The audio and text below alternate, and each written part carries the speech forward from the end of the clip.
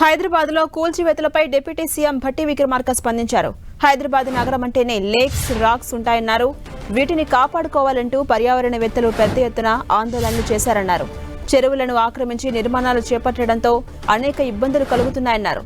చెరువులు ఏవి ఆక్రమణకు గురికాకుండా పరిరక్షించడం కోసం ఏర్పాటు చేసిందే హైడ్రా అన్న భట్టి విక్రమార్క హైడ్రాను ప్రజలందరూ ఆహ్వానిస్తున్నారని తెలిపారు.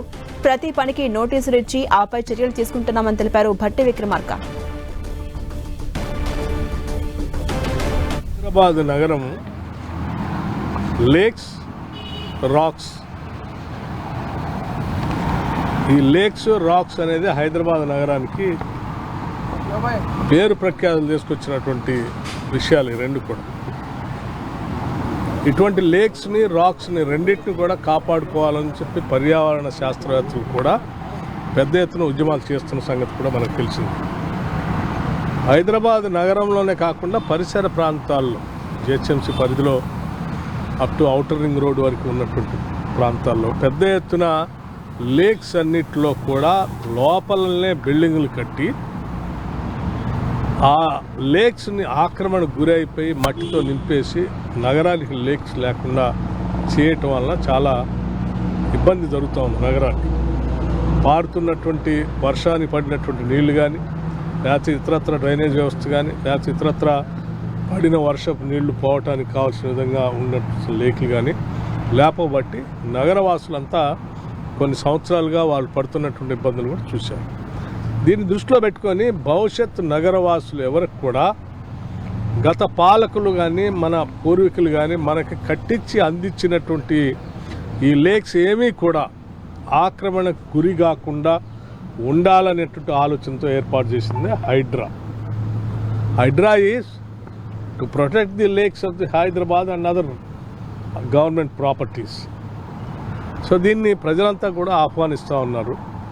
సరే, ఎవరైనా కూల్చినటువంటి ప్రాంతాల్లో కట్టుకున్నటువంటి వాళ్ళు ఇల్లీగల్గా కూల్చారు, మాకు నోటీస్ ఇవ్వలేదనంటే నాకు తెలిసి రాష్ట్ర ప్రభుత్వం నుంచి చేసే ప్రతి పనికి ముందుగానే నోటీసులు ఇస్తూ ఉన్నారు.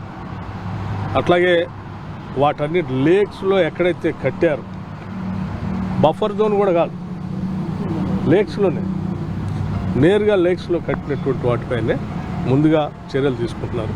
దీనికి ప్రజలందరూ కూడా సహకరించాలని కోరుతా ఉన్నాను. నేను ఇంకో విషయం కూడా చెప్తా ఉన్నాను. నా శాఖలోనే, నా దగ్గరే ప్లానింగ్ డిపార్ట్మెంట్లో ట్రాక్ ఉంది, రిమోట్ సెన్సింగ్.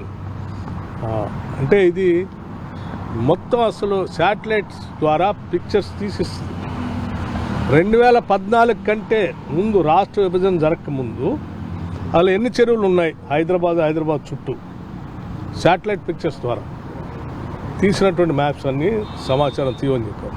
2014 నుంచి రాష్ట్ర విభజన జరిగిన దగ్గర నుంచి 2023-24 అంటే కాంగ్రెస్ ప్రభుత్వం ఇందిరమ్మ రాజ్యం వచ్చేంతవరకు ఈ 10 ఏళ్లలో హైదరాబాద్ నగరానికి సంబంధించిన లేక్స్ అన్నీ ఎన్ని ఆక్రమణకు గురయ్యాయి, ఎన్నింటిలో పెద్ద పెద్ద సంస్థలు, వ్యవస్థలు బిల్డింగ్లు కట్టుకున్నారు, టవర్స్ కట్టారు నగరాన్ని లేకుండా అనేది year wise remote sensing satellite pictures తీయమని చెప్పాను.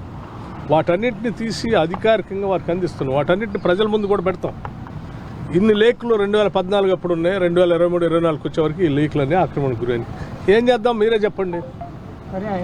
ప్రజలకి ఏదైనా, నేను అదే చెప్పేది, రాష్ట్ర విభజన జరిగిన దగ్గర నుంచి అప్పుడైనా ఇప్పుడైనా ఎప్పుడైనా సార్ చట్ట ప్రకారం, చట్టం లోబడే నిర్ణయాలు తీసుకోవాలని చెప్పి అట్లాగే జరుగుతుంది. సార్, ఎన్ని చెరువులు ఆక్రమణకు గురైనాయి సార్? ప్రాథమికంగా ఉందా? పర్సెంటేజ్ చెప్పండి. కేవలం ప్రతిపక్ష నాయకుల ఆస్తులపైకి వెళ్తున్నారు అనేది ప్రధానంగా మీ పైన మేము అందుకే చెప్తా ఉన్నాను కదా, చాలా స్పష్టంగా మొత్తం లెక్కలతో సహా ప్రజల ముందు పెడతామని. ఇంకా ఇబ్బంది ఉంది, గొడవ పార్టీ అయినా సరే ఎవరిని వదిలేరు సార్? అధికార పార్టీకి ఇది మీరందరూ అర్థం చేసుకోవాల్సింది ఒకటి, ప్రభుత్వం అనేది ప్రజల అవసరాలని, ఆస్తుల్ని, వారి జీవితాలని ప్రొటెక్ట్ చేసుకుంటూ ముందుకు తీసుకుపోయింది. ఇక్కడ అధికార పార్టీయా లేకపోతే ప్రతిపక్ష పార్టీ అనేది అంశం కాదు. ప్రజలకు సంబంధించిన నగరాన్ని, ప్రజలకు సంబంధించిన లేక్స్ని కాపాడటం అనేది ప్రభుత్వం యొక్క ప్రధాన బాధ్యత. ఆ బాధ్యత చేస్తుంది. ఈ బాధ్యత వద్దని ఎవరైనా కోరుకుంటే ప్రజలు మనల్ని తప్పుపడతారు.